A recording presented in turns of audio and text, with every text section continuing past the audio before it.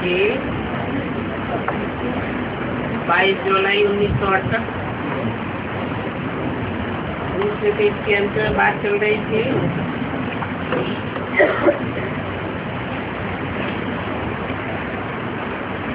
तुम बच्चों को बाप ने आस्तिक भी बनाया है। पहले नास्तिक थे, कोई पर आस्था नहीं थी। अगर कोई कहते हैं कि हमें भगवान पर आस्था थी, तो भगवान को तो कोई जानते ही नहीं, तो फिर आस्था की बात ही खत्म हो जाती है। अभी भगवान बाप ने आकर के तुमको अपना परिचय दिया है, अपना भी परिचय दिया है और रचना का भी परिचय दिया है। सारी सत्य के आदिमध्यंत का परिचय दिया है।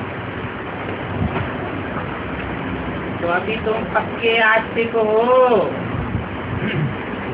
ये भी बताया है।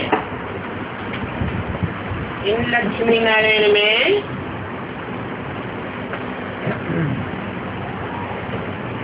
यह ज्ञान नहीं है। इन लक्ष्मी नारायण में,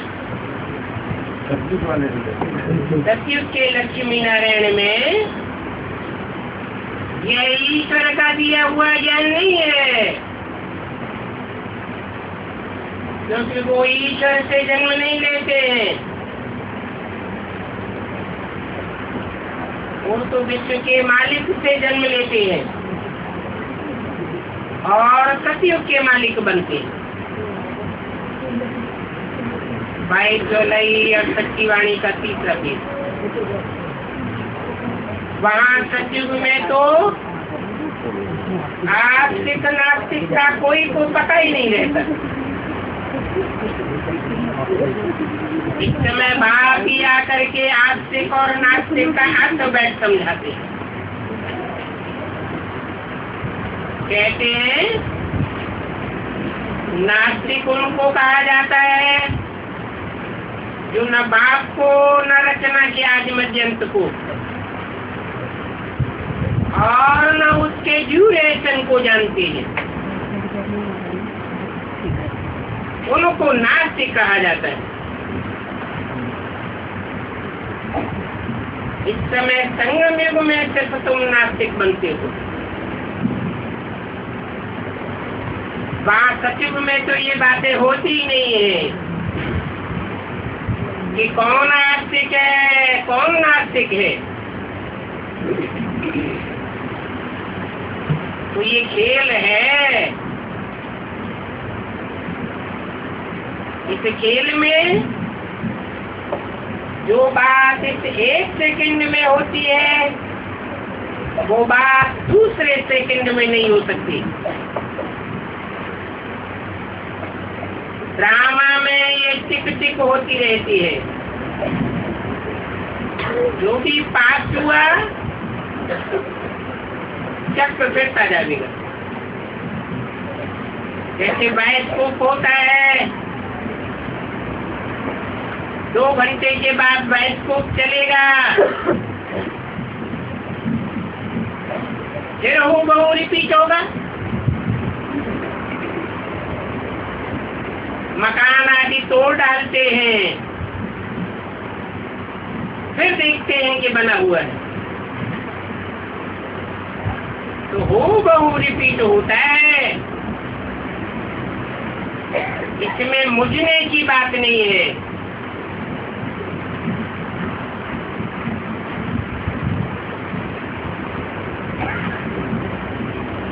मुख्य बात आत्माओं की और परमात्मा की है। कहते भी हैं आत्मा परमात्मा अलग रहे बहुकाल। अलग रहते हैं तो यहाँ पार्ट बजाने के लिए आते हैं, और तुम तो पूरे 5000 वर्ष अलग रहते हो। तुम मीठे मीठे बच्चों का ऑलराउंड पार्ट है। इसलिए पहले पहले तुमको ही समझाते हैं, और ज्ञान लेने के भी तुम ही अधिकारी हो।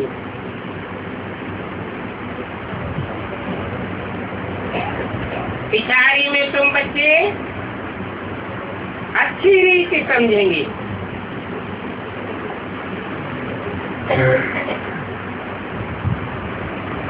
सबसे जास्ती भक्ति किसने की है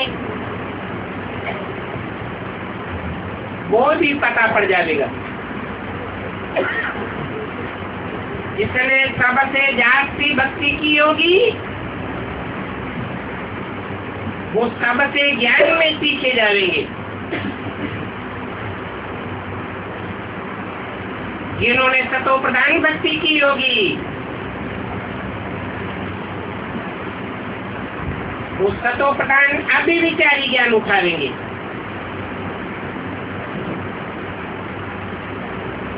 फिर पद भी वो ऊंचे पावेंगे।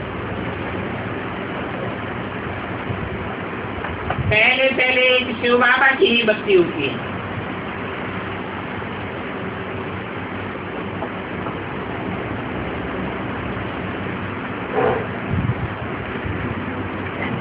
शिव की भक्ति नहीं करेंगे।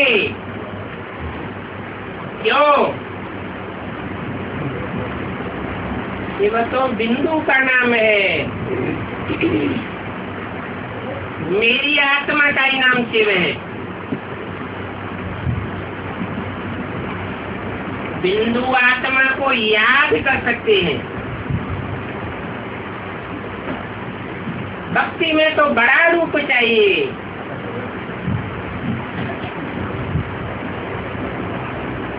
महिमा भी तब होती है जब कोई शरीर में प्रवेश करते हैं, बड़ा रूप धारण करते हैं। तो पहले पहले शिव बाबा की भक्ति, फिर देवताओं की भक्ति, फिर 5 तत्वों की भी भक्ति करते हैं।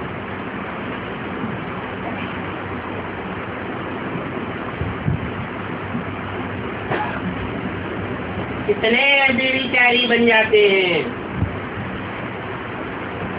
अभी बेहद का बाप तुमको बेहद में ले जाते हैं।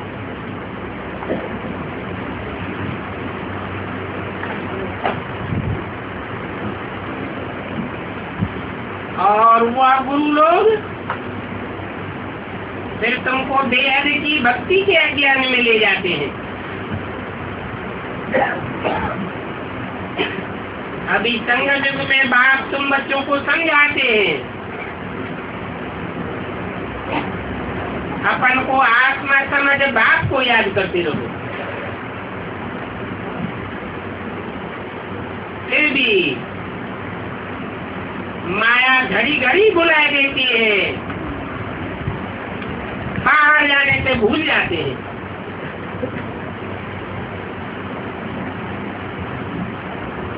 ये भूल जाते हैं,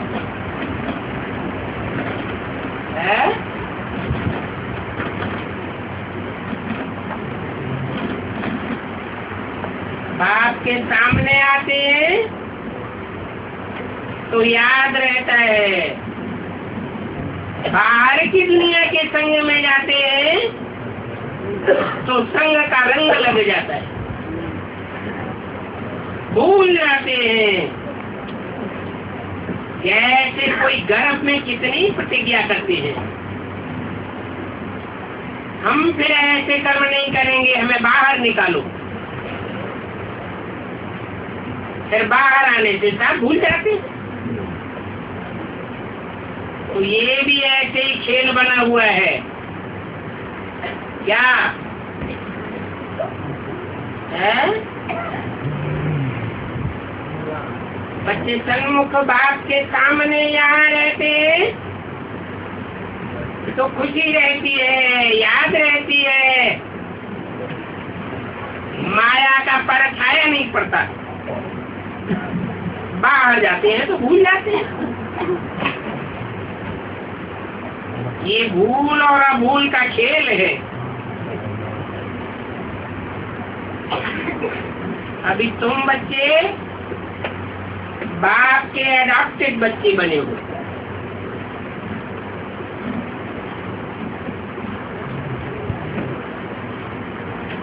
शिव बाबा है ना,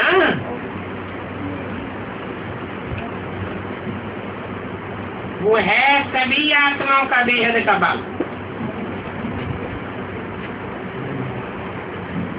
देखो बाबा कितनी दूर से आते हैं, परम धाम से।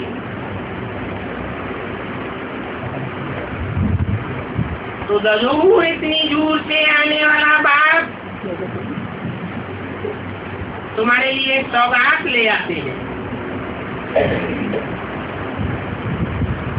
तेरी पर बहस की सौगात लाते हैं। तेरी हथेली को कहा जाता है।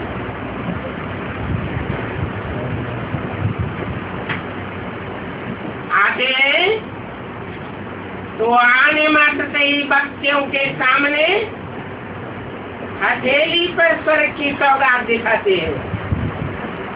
लो, एक हाथ में सौगात दिलाते हैं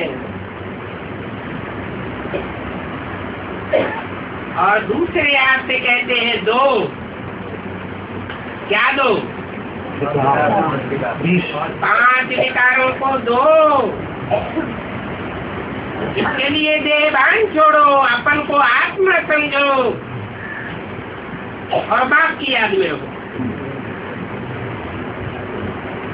तो बाप कहते हैं सेकंड में विश्व की बादशाही ले लो। इसके लिए सिर्फ बाप को जानो।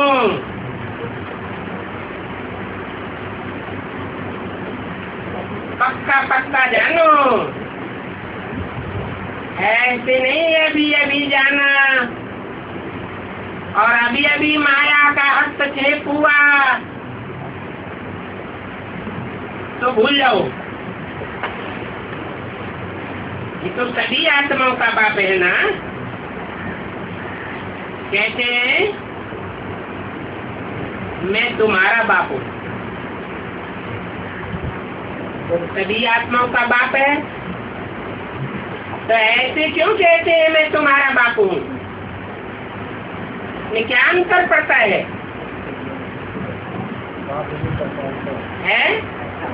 पहचानते हैं जो नहीं, तुम्हारा कहा जाता है सन्मुख वालों को, है तो सब आत्माओं का बाप। सभी मनुष्य आत्माओं का बाप है, परंतु सब तो सन्मुख नहीं आते।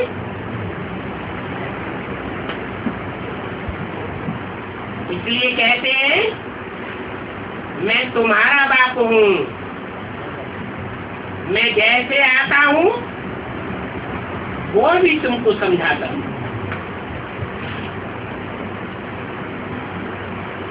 मुझे रस तो जरूर चाहिए,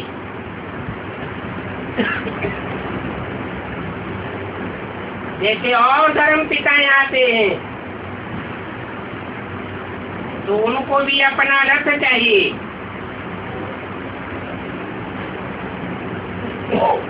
उन धर्म पिताओं का भी अपना अपना रथ है। तो बताओ मेरा कौन सा रथ होगा?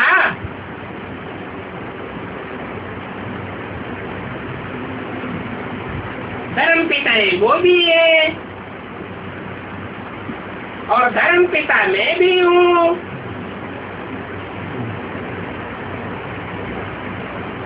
तो एक ही रथ होगा, एक ही जैसा रथ होगा, या रथ में अंतर पड़ेगा? क्यों? धर्म पिता है तो वो भी वो है नंबरवार धर्म पिता है, नंबरवार धर्मों की स्थापना करने वाले हैं। और ये है अव्वल नंबर का धर्म। इसलिए मुसलमान भी कहते हैं अल्लाह अव्वल दीन। अल्लाह ने आकर के अव्वल नंबर दीन अर्थात धर्म की स्थापना की। तो रथ भी कैसा चाहिए? अव्वल नंबर का रथ चाहिए। कोई महात्मा का तो रथ नहीं ले सकते। क्यों? महात्मा का रथ है, अव्वल नंबर रथ नहीं हो सकता क्या? को ही आकर पावन बनाए। महात्माएं तो पवित्र होते हैं।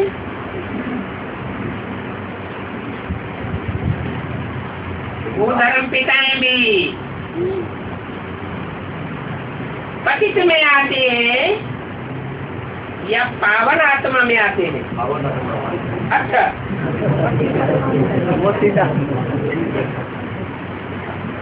देवी देवता धर्म की आत्माएं जो कच्ची पढ़ाई पढ़ने वाली है, कम जन्म लेने वाली है, द्वापर में गिरते गिरते जब पतित बन जाती है तो उनमें धर्म पिताएं प्रवेश करते हैं।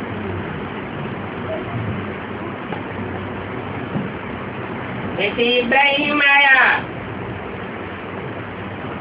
द्वापर के आदमी,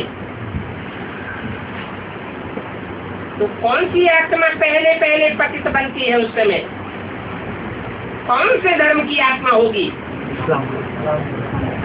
जरूर इस्लाम धर्म की आत्मा होगी,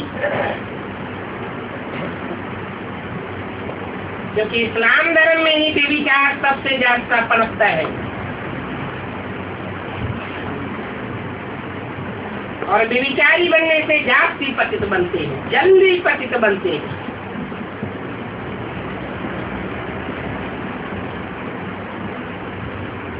तो इस्लाम धर्म में कन्वर्ट होने वाला सतयुग का सेकंड नंबर का नारायण इब्राहिम का आधार बनता है। जो भी देवी देवता पतित बनना शुरू होते हैं उनमें अव्वल नंबर कौन हुआ? इस्लाम। तो पहले पहले पतित बन जाएगा द्वापर में। मतलब पहला देवता तो पहला वैश्य है, वैश्यों में व्यभिचारी नहीं है, लेकिन इब्राहिम का आधारभूत व्यभिचारी होता है। वैश्य का मतलब विषयक है, विषय विकारों में जाना अलग बात और व्यभिचार में जाना अलग बात हो जाती है। ज्यादा नीचे गिराने वाला कौन है? व्यभिचार। सिख लोग आज भी कहते हैं एक नारी सदा ब्रह्मचारी। तो बाबा जो पहला वैसे वही पहला शूद्र बनेगा ना? इससे बचता है वैश्य, और विष भी जब व्यभिचारी बन जाता है तो ज्यादा खतरनाक है, उसे व्यभिचारी कहा जाता है। देवी देवता सनातन धर्म की आत्माएं सदैव निर्विष नहीं रहती,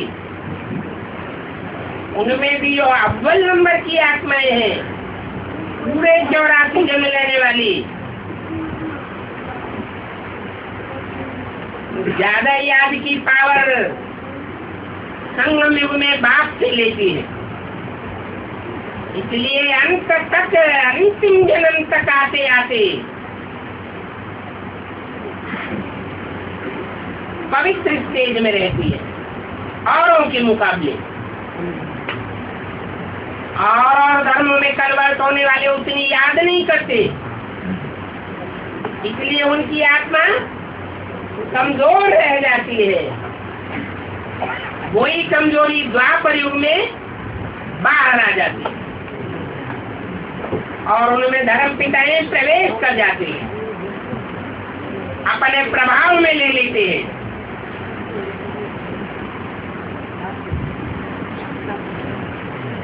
जो देवी देवता सनातन धर्म का मूल सुर है, नीचे से डायरेक्ट ऊपर जाने वाला,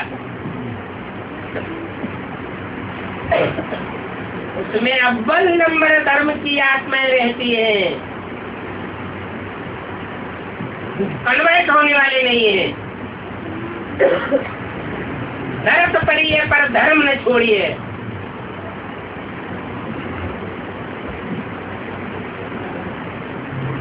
स्वधर्मे निधनम श्रेय परधर्मो भयावह, गीता के पक्के पाठी है।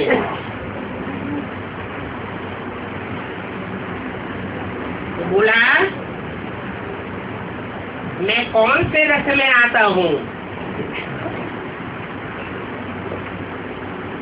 वो भी बताता हूँ। जो रथ द्वापर के राज में कन्वर्ट होने लगते हैं उनमें आता हूँ, या कलयुग के अंतिम 84 जन्म में जो रथ कन्वर्ट होते हैं,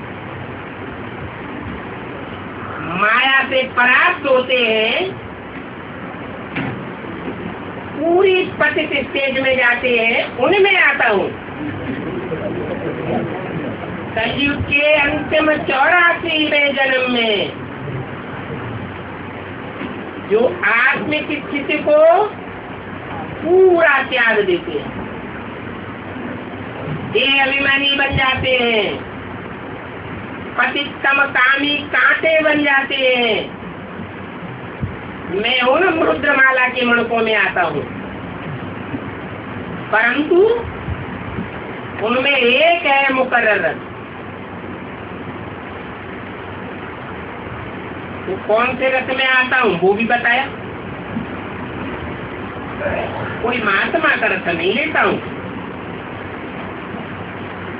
मनुष्य देखो कितने बेसमझ हैं। कैसे? भक्ति मार्ग में मनुष्यों को बेसमझ क्यों बताई दिया? क्योंकि सब भक्ति करने वाले मनुष्य समझते हैं कि साधु संत महात्मा जो पवित्र रहने वाले हैं वही शिवोहम का सच्चा स्वरूप है। तो बेसमझ हुए या समझदार हुए?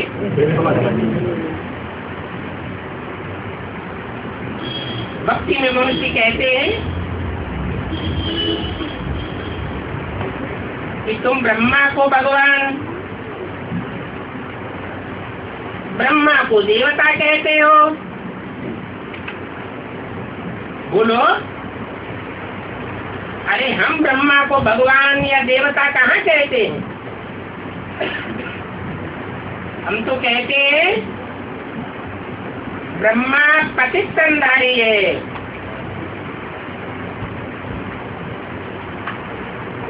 कि आत्मा पतित है तो पतित चोला मिलता है।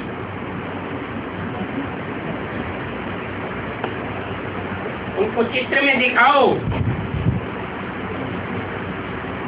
देखो इस कल्प वृक्ष के चित्र में ब्रह्मा एकदम अंत में खड़े हैं।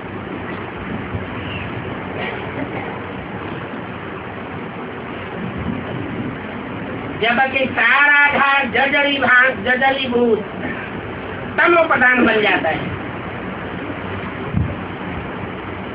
ब्रह्मा भी वहीं खड़ा है। तो बहुत जन्मों के अंत का जन्म हुआ ना, पतित जन्म ही होगा ना। बाबा खुद भी कहते हैं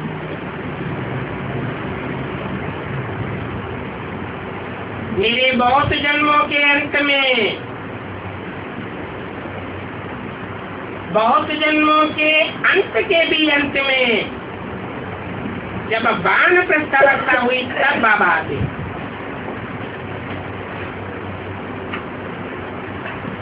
बाबा आते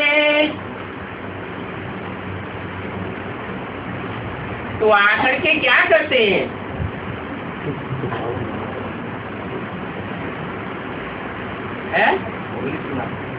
अपना धंधा चलावेंगे या जिस ब्रह्मा के तन में आवेंगे तो उसका जो पहले वाला धंधा लौकिक धंधा है, कितना ही फर्टाइल धंधा क्यों न हो, उसको चालू रखेंगे। बाबा आवेंगे तो अपना काम करावेंगे। 60 वर्ष के बाद मनुष्य भक्ति करते हैं भगवान से मिलने के लिए।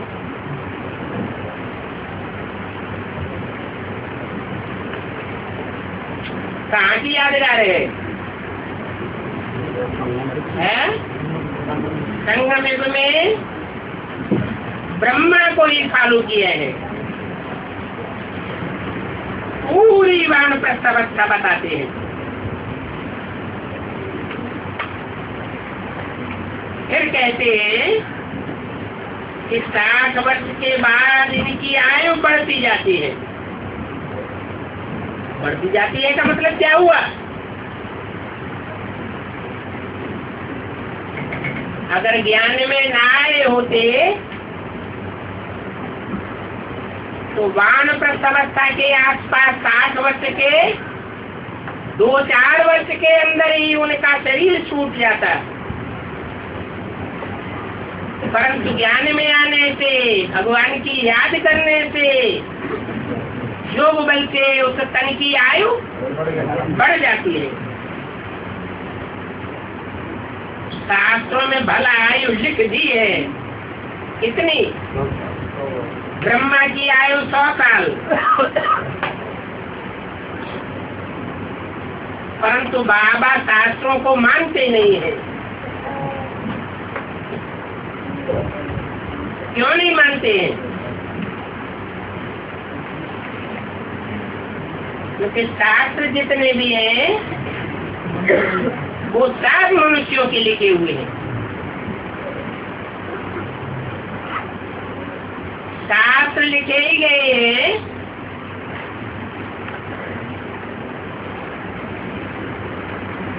शासन करने का विधान बनाने के लिए, परंतु वो शासन अनुशासनहीन बनाता है। शास्त्रों को पढ़ते पढ़ते दुनिया नीचे गिरती गई, इसलिए बाप शास्त्रों को नहीं मानते हैं।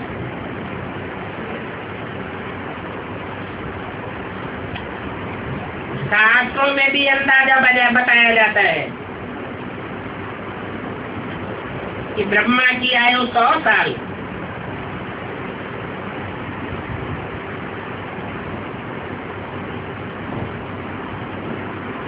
ज्योतिषी लोग ब्रह्मा की हथेली को देख करके भी बताते थे कि इनकी आयु 70 वर्ष की है।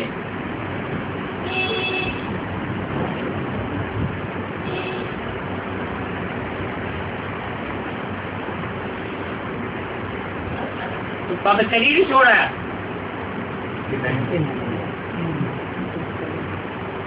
और 100 साल की आयु कब हुई?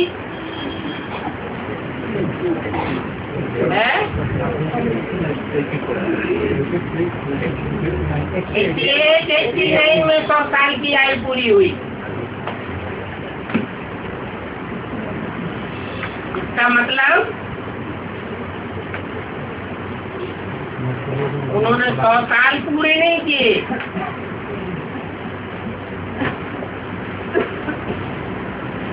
इसलिए यहाँ भी शब्द लगा दिया।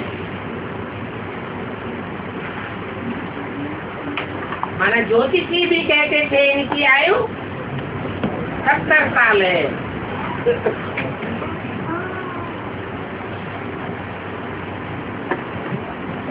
69 में शरीर छोड़ा।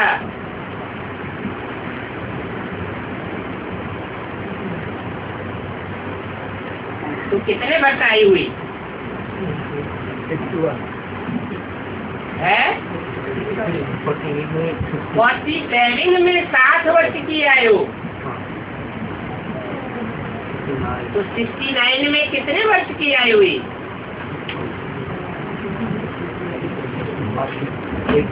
है? तो बोला अगर आयु बढ़े तो बहुत बढ़ जाएगी।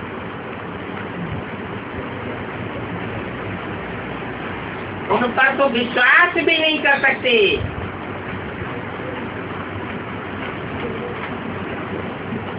इन पर,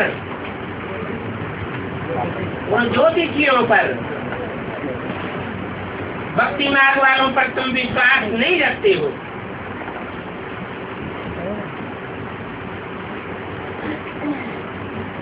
कोई है जो अभी भी ज्योतिषियों को हाथ दिखाते रहते हैं, उनकी बातों को मानते रहते हैं। अगर ऐसा है तो कहेंगे इनको भगवान नहीं मिला है। भगवान तो भाग्य को बदल सकते हैं, मनुष्य कोई किसी के भाग्य को नहीं बदल सकते।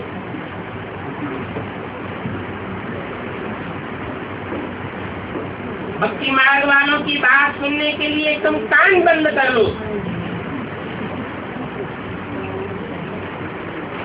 बाप ने कहा है ये है ज्ञान, भक्ति का है अज्ञान। अभी तो भक्ति का नाम भी नहीं सुनना है, परंतु अगर ऐसे तुम कान बंद करो तो वह लोग अपनी इंसल्ट समझेंगे।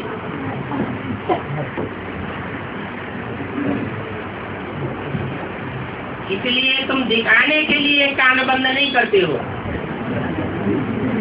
क्या करते हो? एक कान से सुनकर दूसरे कान से निकाल देते हो, माना उनकी बातों पर विश्वास नहीं करते हो, क्योंकि जानते हो योग बल से भाग्य की रेखाओं को बदलने वाला बाप अभी हमको मिला है।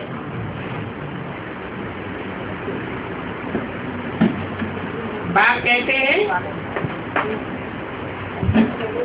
उन सभी की है मनुष्य मत।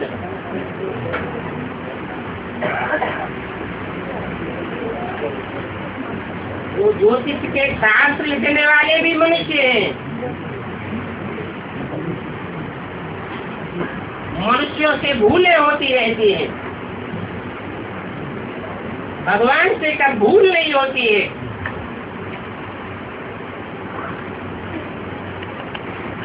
और देवताएं तो लिखते ही नहीं, क्या शास्त्र न लिखते न पढ़ते न सुनते और न सुनाते। वहाँ सचिव में शास्त्र होते ही नहीं। क्यों नहीं होते? अरे वहाँ शासन करने की दरकार ही नहीं। शासन करने के लिए विधान शास्त्र बनाया जाता है। वहाँ सब अनुशासन में रहने वाले होते हैं या अनुशासनहीन होते हैं।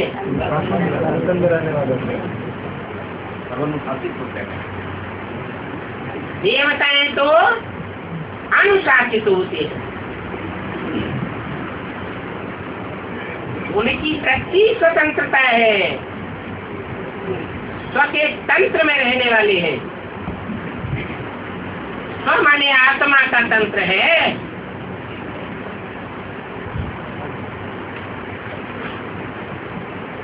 शास्त्रों में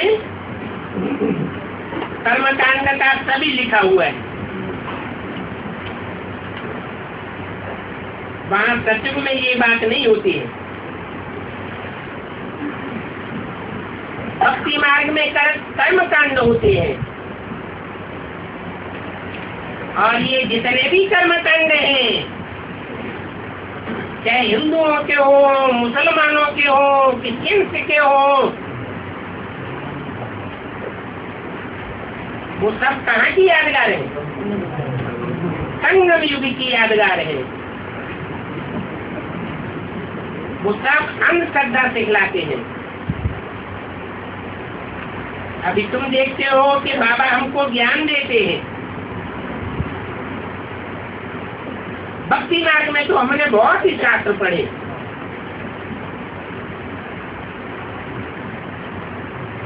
कोई पूछे तुम वेद शास्त्र आदि को नहीं मानते हो? बोलो कि जो भी दुनिया में मनुष्य मात्र हैं, कोई भी धर्म के हो, उन सबके जाति शास्त्रों को हम जानते हैं।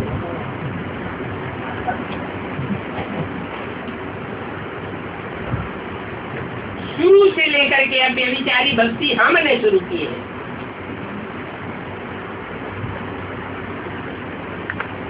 तो शास्त्रों की जानकारी भी हमको है।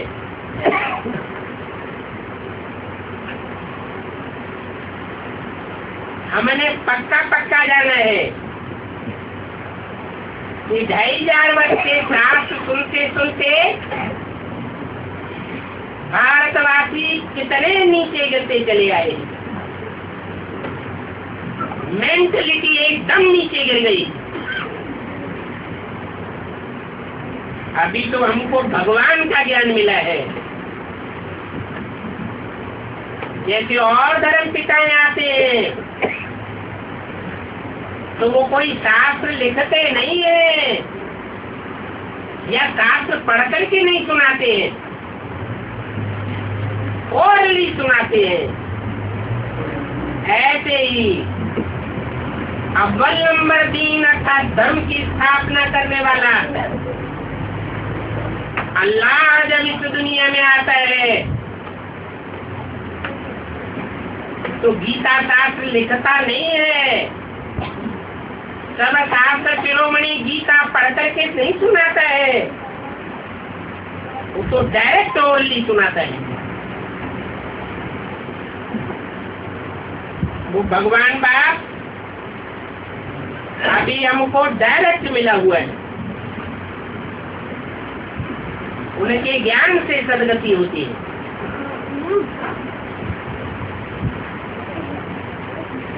सत्य ज्ञान से ही सदगति होती है। झूठे ज्ञान से सदगति नहीं हो सकती। सत्य एक परमात्मा है, कोई मनुष्य मात्र सत्य नहीं हो सकता।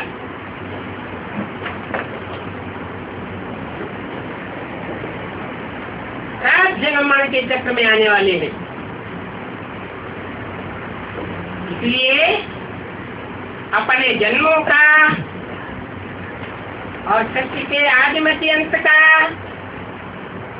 कोई को पता नहीं है। जब पता ही नहीं है तो झूठा सुना देंगे या सच्चा सुना देंगे? झूठा ही सुनाते हैं। भगवान बाप तो जन्म मरण के चक्र से ही न्यारा है। इसलिए वो तो साफ सत्य ही सुनाता है। तो जब हमको भगवान बाप मिला है, जिसे एक बाप से ही ज्ञान आता है, तो फिर अनेकों की भक्ति हम क्यों करें? अनेक गुरुओं ने शास्त्र बनाए हैं।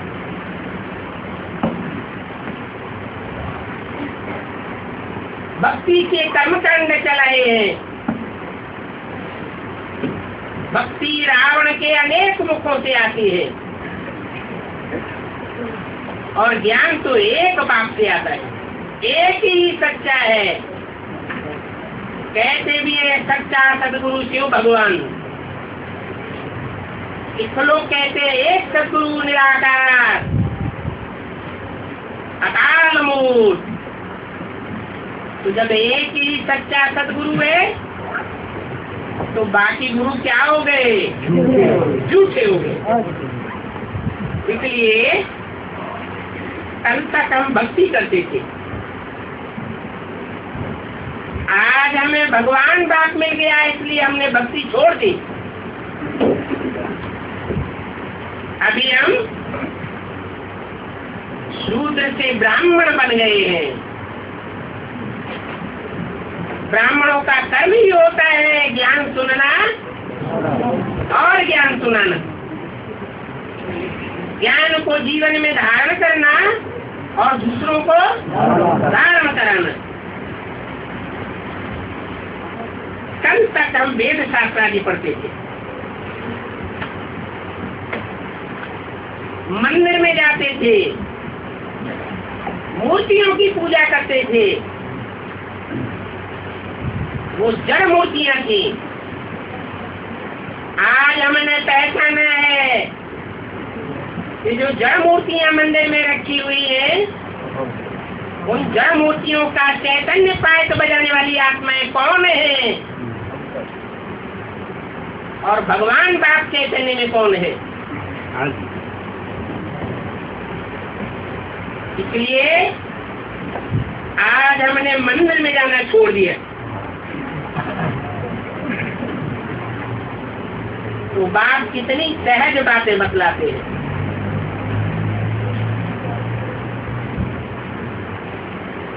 सच्चा मिल जाए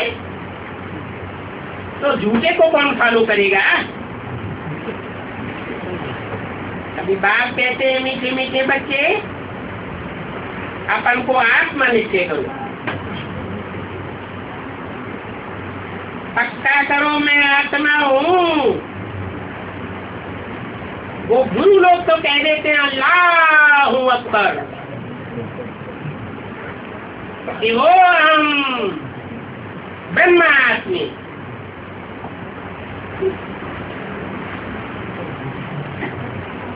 अब ऐसा तो हो नहीं सकता कि हर एक मनुष्य मात्र अल्लाह हो जाए।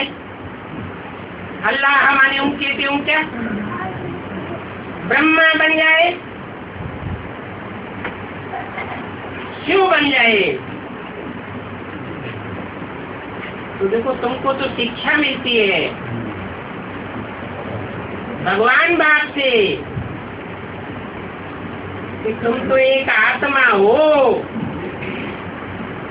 आत्मा अनेक होती है और परमात्मा बाप एक होता है।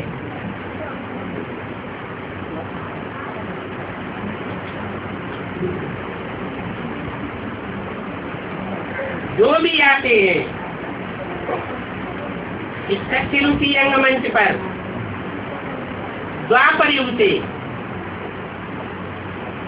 सभी बैठ कहते हैं अल्लाह हूँ।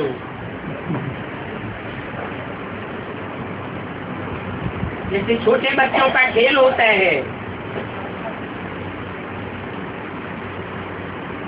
बच्चे से पूछा जाए तुम्हारा बाप कौन,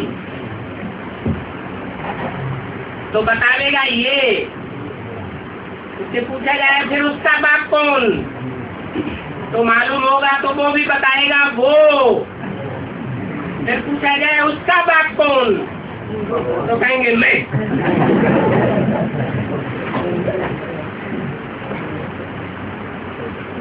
तो 22 जुलाई सनातन की वाणी का चौथा पेज।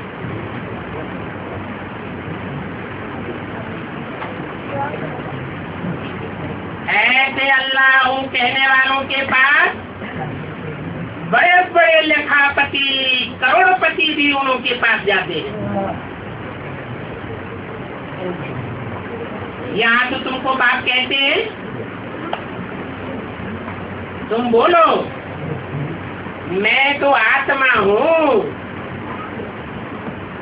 मैं परमात्मा नहीं हूँ। ढेर के ढेर परमात्मा नहीं हो सकते।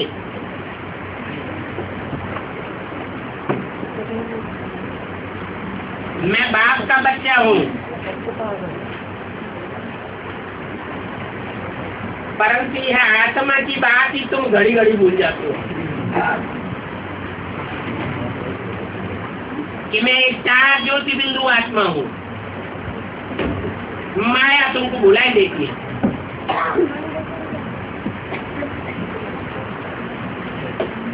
ये अभिमानी बनने से फिर कुछ न कुछ उल्टा हो जाता है। इसलिए बाप कहते हैं कि अभी टाइम वेस्ट मत करो, भूलो मत। तुम आत्मा को बाप ने अडॉप्ट किया है। कहते हैं तुम हमारे बच्चे बने हो। जो हमारे बच्चे हैं वो इसी जन्म में स्वर्ग के मालिक बनने वाले हैं।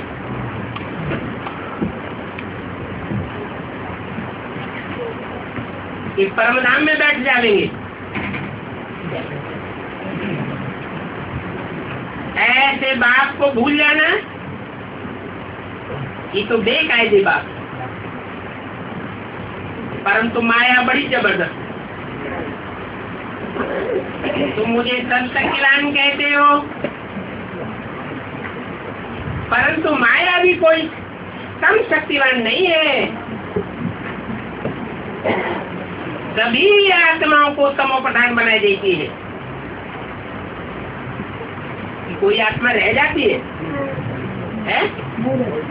सदैव रह जाते हैं, वो भी नहीं रह जाती। रामानुसार सबको तमोप्रधान बनना ही है। तुम जब तमोप्रधान बनते हो तो सब बनते हैं। तुम सतोप्रधान बनते हो तो सब बनते हैं। तो देखो तुम्हारे पीछे सारा मदार है।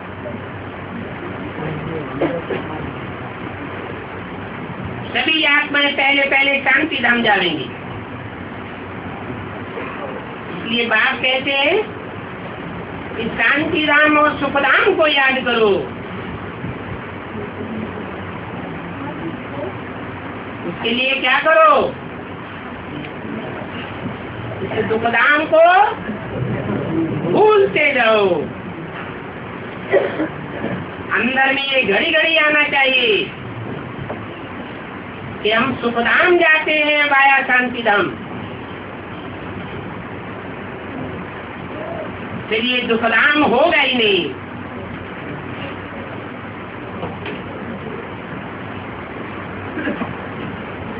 गीता में भी कहा है ना,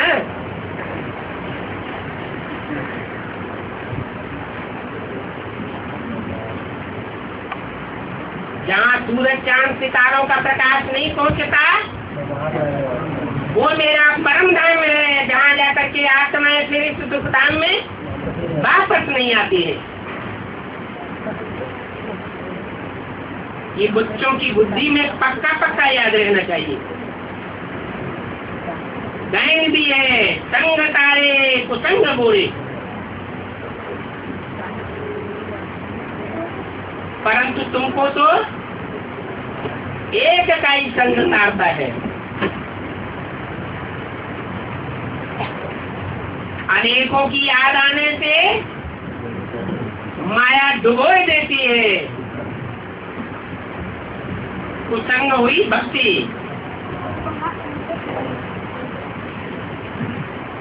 और सत्संग हुआ ज्ञान। वो तो ऐसे ही कहते हैं कि हम सत्संग में जाते हैं, परंतु भक्ति मार्ग में सत्य बापा आता ही नहीं है। तो सत्संग कहाँ से हुआ? भक्ति का संग बोले। ये भक्ति के गुरु लोग झूठ बोलते हैं। पहले पहले जो ऋषि मुनि आदि थे वो फिर भी सच बोलते थे। क्या बोलते थे? नेति नेति, हम आदि मध्य अंत को नहीं जानते। सच बोलते थे कि हम ईश्वर और उसकी रचना को नहीं जानते। वो ऋषि मुनि सन्यासी भी अभी पुनर्जन्म लेते लेते पतित बन पड़े हैं, वो भी झूठ बोलने लग पड़े। तब कहते हैं भगवान युगे युगे आता है।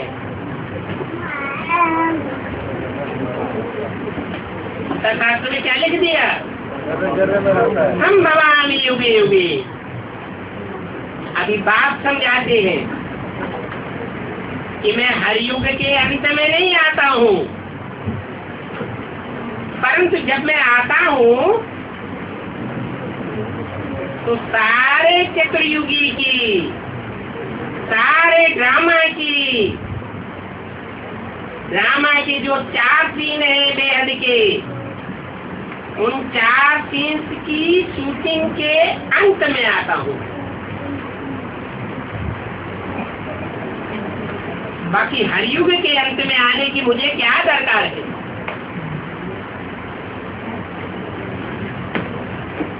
चतुर्युग के अंत में आऊं, राम का राज्य स्थापन करूं, ऐसे तो हो नहीं सकता। कोई भी बाप मकान बच्चों के लिए तब तोड़ता है जब मकान पूरा पुराना हो जाता है। तो ये सच्ची मकान भी कलयुग के अंत में पूरा पुराना हो जाता है।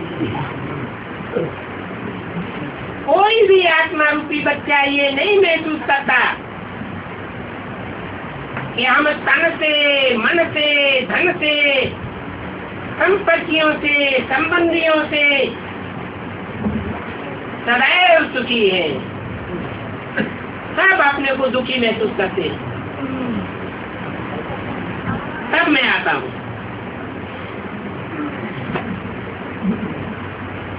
तो कह देते हैं भगवान 10 अवतार लेते हैं, भगवान 24 अवतार लेते हैं। अरे जब कहते हो युग के अंत में आते हैं तो 4 अवतार हुए ना, ये 24 अवतार क्यों लगा दिए?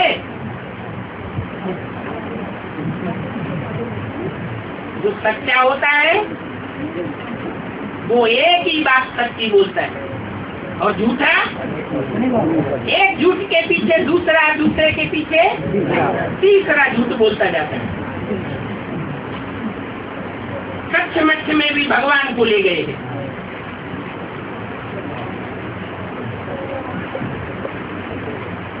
अब मैं कच्छ मच्छ को समझाने ज्ञान आऊंगा कि ज्ञान मनुष्यों को समझाऊंगा? हाँ, ये कह सकते हैं कि मनुष्य आत्माओं में भी कोई ऐसी आत्माएं होती है दूसरे धर्म में कन्वर्ट होने वाली, जो भगवान आकर के ज्ञान सुनाते हैं तो भी भगवान के ज्ञान को पूरा उठाते नहीं है। भगवान कहते हैं ज्ञान सुनने के लिए कन्याओं माताओं का आधार लो।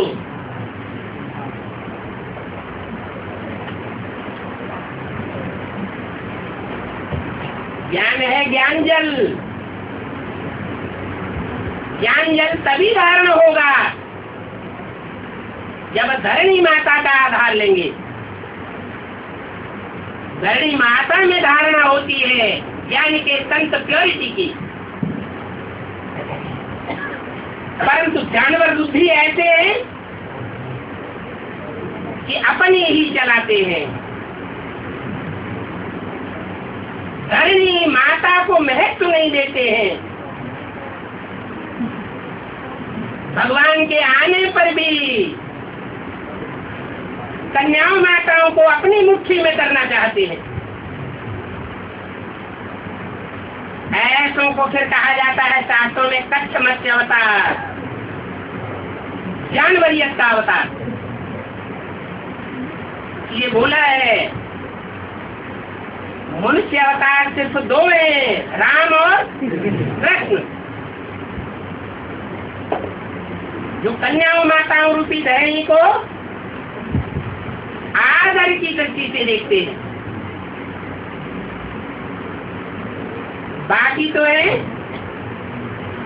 जो भगवान बन करके बैठ जाते हैं, अपनी मत चलाते हैं, वो है कच्छमच्छ अवतार। ये मुरली में बोला है कच्छमच्छ अवतार पानी का आधार लेते हैं, जल का आधार लेते हैं, और रामकृष्ण मानवीय अवतार धरणी का आधार लेते हैं। जो जानवरियत के अवतार बताए गए हैं वो ज्ञान के गरूर में रहते हैं, ज्ञान के अहंकार में रहते हैं, सिर्फ ज्ञान जल का आधार लेकर चलेंगे। ये नहीं समझते कि ज्ञान भी कन्याओं माताओं के मुख से सुनना सुनाना अच्छा होता है।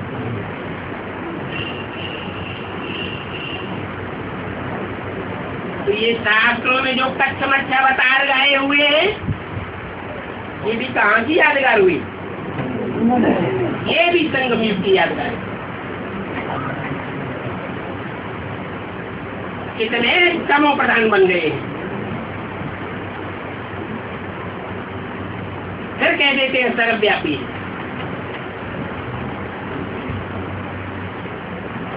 वो भी करके कहे मनुष्य में है तो भी ठीक।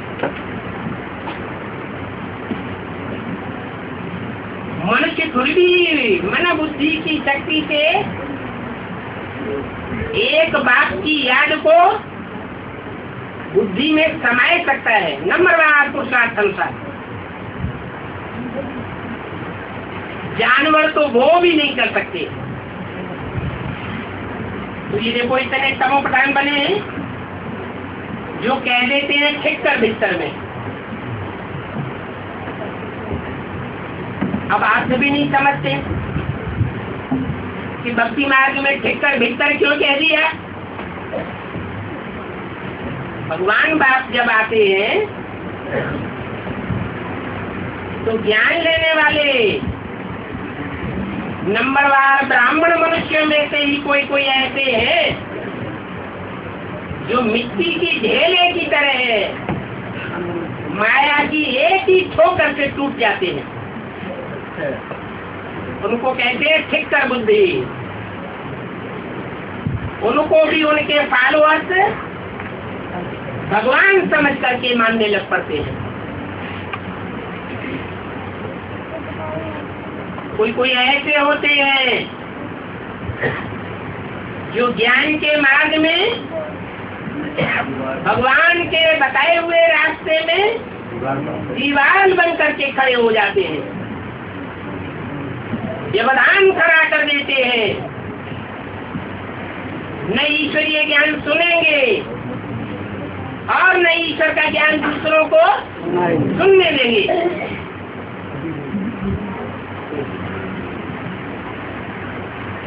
ऐसे भी ब्राह्मणों की दुनिया में होते हैं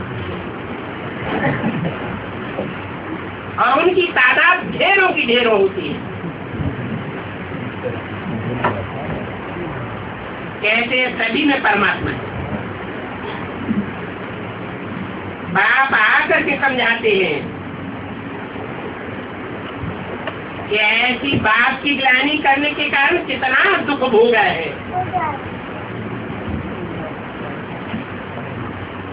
दूसरे धर्म में कन्वर्ट हो जाते हैं। वहां दास दासी का जीवन बिताना पड़ता है। सचिव में तुम देखो कितने धनवान थे, तुम्हारे पास अतिचार धन था,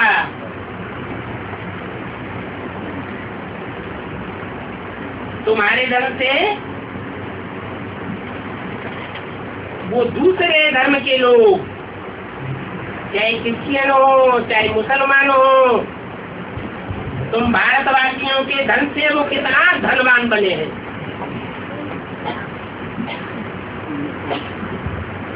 वो है उनका स्थूल धन। और यहाँ संगम युग में तुम्हारे पास होता है ज्ञान धन। जिस ज्ञान धन को, ईश्वरीय ज्ञान धन को असली में तुम धारण करते हो। वो तो ठीक कर भीतर सक्षम अवतार बन करके विघ्न ही पैदा करते हैं।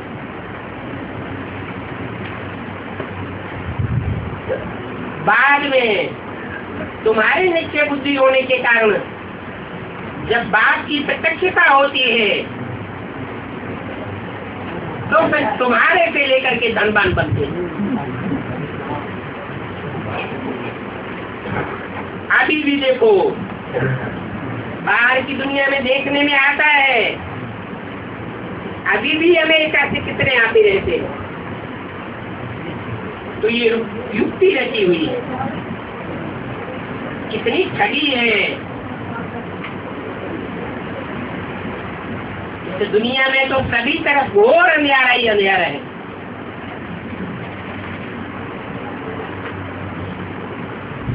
ठगी ठगी है। ऐसे टाइम पर बात आकर के सचखंड स्थापन करते हैं। जब सचखंड स्थापन होता है तो झूठ खंड का विनाश हो जाता है। जितना जितना सच्चे संगठन की स्थापना होती जाएगी उतना उतना झूठी दुनिया का विनाश होता जाएगा। बाप कहते हैं ये सारी पुरानी दुनिया इस रुद्र ज्ञानी की में स्वाहा हो जाएगी। इसको कहा जाता है बेहद का ईश्वरीय यज्ञ। ये रुद्र ज्ञानी यज्ञ है, शिव यज्ञ, ब्रह्मा यज्ञ, विष्णु यज्ञ, ऐसे नहीं कहा जाता। जगदम्बा यज्ञ क्या कहा जाता है? रुद्र ज्ञान यज्ञ। इस यज्ञ में सब स्वाहा हो जाएंगे। ये बेहद का बड़े से बड़ा यज्ञ है। सब स्वाहा हो जाने के बाद बाकी थोड़े बचेंगे। बाप आए ही एक धर्म की स्थापना करने। जब वो एक धर्म की स्थापना हो जाएगी तो बाकी सभी का विनाश हो जाएगा। अभी तुम जानते हो हम इसके लिए पुरुषार्थ कर रहे हैं। जितना कल्प हमने पुरुषार्थ किया है उतना ही अभी भी तुम्हारा पुरुषार्थ होगा। बाकी दैवी धर्म की स्थापना बाप ही करते हैं। तुम तो सहयोगी हो। तुम ब्राह्मण से देवता बनते हो। ब्राह्मणों का झाड़ बहुत छोटा है और छोटा झाड़ बहुत नाजुक होता है। बड़ा झाड़ हो जाता है तो उसको तूफान का असर ज्यादा होता है या छोटे झाड़ को होता है? पौधे को, छोटे को ज्यादा असर होता है। माया का तूफान लगने से ही गिर पड़ता है। बच्चे लिखते हैं बाबा हम गिर गए। बाप कहते हैं तुमको मैं गोरा बनाने आया हूँ, तुम फिर बार बार काला मुंह कर देते हो। इसमें क्षमा आदि की बात नहीं है। एक बार या दो बार या कितनी भी बार रंग लग गया तो फिर कर ही क्या सकते हैं। शूटिंग पीरियड में स्पॉट लग गया,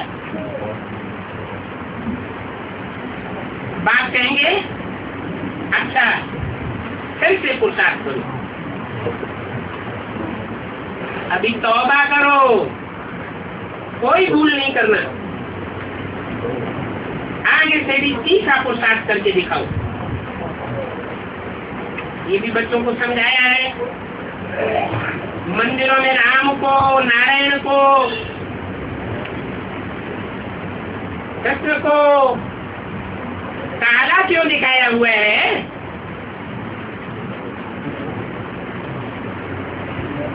तुम कोई से पूछेंगे कि इनका काला मुंह मूर्तियों को क्यों कर दिया है, तो कहेंगे ये कल की छोकरियां छोकरे हमसे पूछने आए हैं। तो तुम समझते हो, इन भक्तों को नहीं मालूम है कि इनका काला मुंह क्यों हो गया। इनकी बुद्धि में भी नहीं आ सकता कि मंदिरों में नारायण का काला चित्र क्यों रखा हुआ है।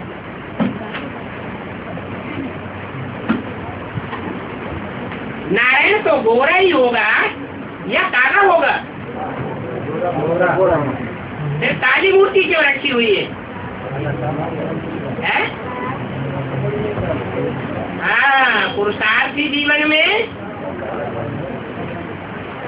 मनुष्य है, देवता नहीं है। और मनुष्य से बार बार भूल होती है। परंतु कोई मनुष्य ऐसे होते हैं जो पक्के दृढ़ निश्चयी होते हैं।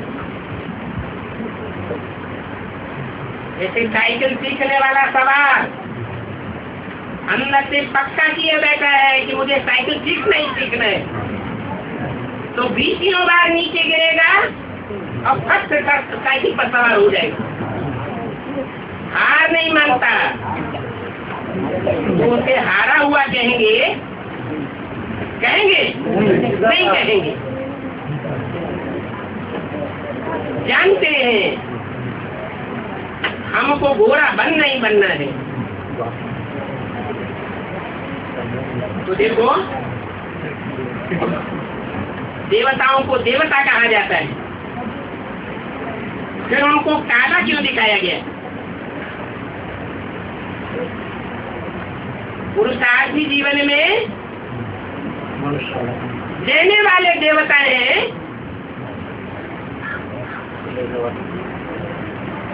या चालाकी किए? चालाकी किए है। देने वाले देवता नहीं है, देवता है। देवता बार बार बन जाते हैं। इस बात के देवता विकारों के सुख के लेवता बन जाते हैं। इसमें स्त्री पुरुष के तन की बात नहीं है। स्त्री चोला हो चाहे पुरुष चोला हो, दोनों के अंदर बिच बिच चलती है, तो लेवता बन जाते हैं। ये राज तुम बच्चों को बाप बताते हैं।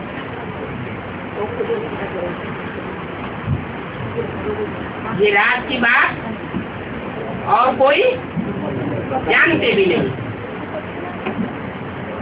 देखो, मंदिरों में शिव को भी काला कर दिया, कहीं कहीं सफेद संगमरमर का बनाते हैं, नहीं तो मोस्टली काला ही दिखाया है। अच्छा, फिर भी बाप कहते हैं बच्चे अभी भूलो मत, अपन को आत्मा समझो, पहले पहले ये अभ्यास पक्का करो, मैं आत्मा। बाप को याद करने से विकर्म विनाश होते जाएंगे। इसको कहा जाता है सहज याद। बेहद के बाप ने तुमको एडाप्ट किया है, तुम एडाप्टेड बच्चे हो, तो उस बाप को ही याद करना पड़े। इस बाप को नहीं, जिस बाप ने तुमको एडाप्ट किया है, स्वीकार किया है कि तुम मेरे बच्चे हो, बाकी खून से लिख के तुमने दे दिया, स्टाम्प पेपर पर लिखकर तुमने दे दिया, वो बात अलग।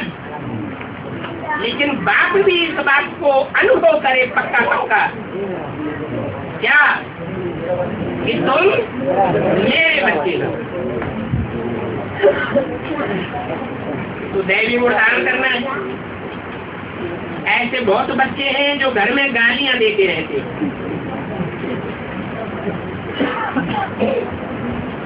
बाप कहते हैं बच्चे बहुत प्यार से चलना है, प्यार से बोलना है। बाबा के पास तो साफ रिपोर्ट आती रहती है, कहती है बाबा फलाने बहुत क्रोध करते हैं, घर में आता है शाम को तो दम कट कर मचाई देता है। तो बाप समझाते हैं बहुत बहुत मीठा बनना है,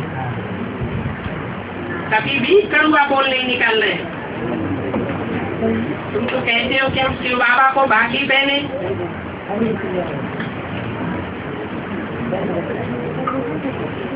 अभी ये बाबा कैसे शिव बाबा को बाकी पहनेगा? है? कौन बाबा है? ब्रह्मा बाबा। ये तो साथ में इकट्ठा है, फिर भी देखो भूल जाते हैं।